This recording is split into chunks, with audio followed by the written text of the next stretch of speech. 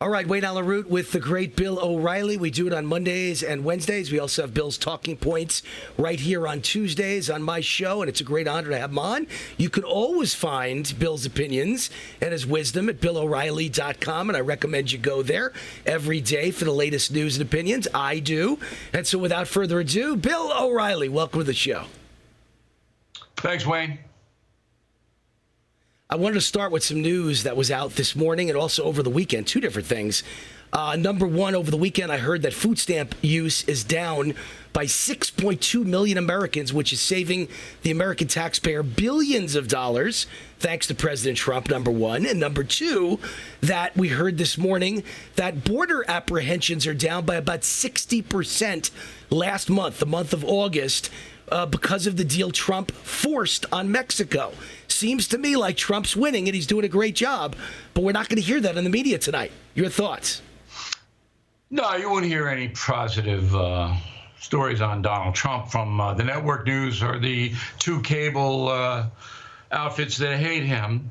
I think the migrant story is seasonal, but I do believe that the Mexican government fears economic reprisal, so is helping out more, making it more difficult for migrants to even approach the border. So the combination that it's so hot and that the Mexican government isn't just letting everybody through, that's why you saw the substantial drop. As far as food stamps is concerned, there's an eligibility deal, and obviously you have record low unemployment for African Americans and Hispanic Americans. They comprise a hefty part of the food stamp distribution. So that's why that happened. So more people are working, so don't get food stamps if they're earning a certain amount of money, which is the way it should be. All right, and Trump sent out a tweet today that says, and I quote, CNN is bad for America. What's your response to that? And is there anyone decent hosting on CNN? Who's your favorite host? Who still has any credibility left? Maybe Smirkanish, Michael Smirkanish. I got to tell you, I don't really watch it much.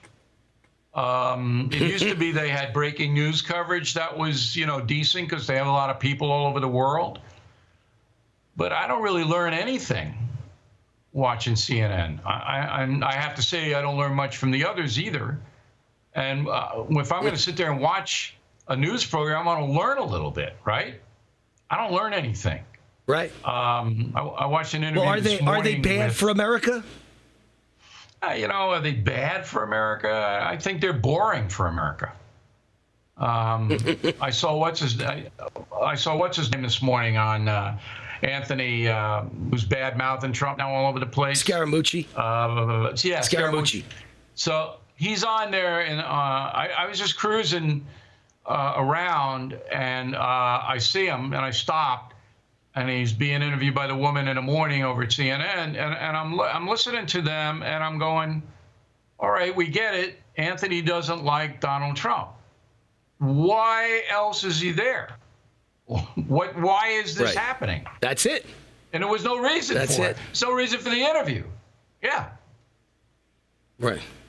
I feel bad for Anthony. He's a friend of mine, but it's like being Benedict Arnold. This side now hates you, and the left loves you for 5 minutes, but in the end, they don't trust you when you tattle on someone else and rat on someone else, and they don't like his original politics. They know he's faking it to get a TV show with CNN. So in my opinion, they'll turn on him soon, and they'll drop him like yesterday's news. You don't win with anybody. Now you're hated by both sides. I think Scaramucci has screwed himself. I really do think it's a terrible decision, but let's move on to some of the opposition for President Trump. We've got former South Carolina Governor Mark Sanford running now.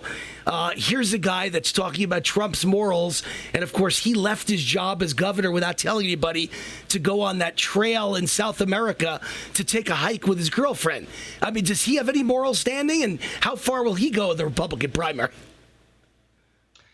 Wayne, I got to tell you, man, I'm just not locked in on Mark Stanford or the other two, Weld and the other guy. Yeah. And I don't know why President Trump would elevate them. Why would he even mention them? When I was at Fox, my ratings were so high. I mean, we would quadruple the people opposite us have 4 times as many viewers at 8 o'clock. I would never mention them no matter what they said. I mean, they could call me any name in the book. Why would I want to mention them? That just brings attention to them, right? Makes them more powerful. I agree. So you got 3 guys running against Trump. They're not even going to get on the ballots, I don't think, in the primaries. In most They're not states, even going to be on the ballots. Right. So what? So what? They want to get attention. They want their lecture fees to go up or whatever it may be. Fine. But I don't really think it's an important enough story to even cover, I have to tell you. All right, we only have about a minute left, but here's an important enough story that we do have to cover, and that's the Taliban. President Trump had arranged a secret meeting, I guess, with the Taliban, and suddenly he's called it off because Taliban had a terrorist attack over the weekend that killed innocent people, and the question is, should he have ever arranged it in the first place? And is the media right? He shouldn't have arranged it. Should he have had a consultation with his national security team? Yeah, I love these far lefties who don't want any kind of military confrontation ever. And now they're complaining that the president may want to try to end the war in Afghanistan. I mean, that's really good. Look, when you read, you already read it, but 2 weeks from tomorrow, the United States of Trump comes out.